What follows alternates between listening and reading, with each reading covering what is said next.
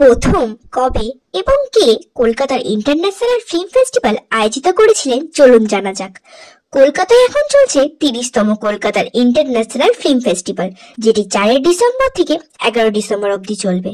এইটি প্রথম আয়োজিত হয় 1995 সালে নন্দন প্রাঙ্গণে। সেই থেকে প্রতি বছর এখানে আয়োজিত হয়ে থাকে।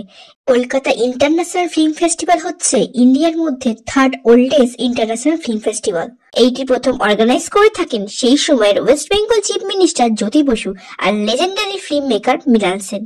প্রতি বছর এই ফিল্ম ফেস্টিভ্যালে নানা রকমের থিমকে প্রদর্শন করা হয়।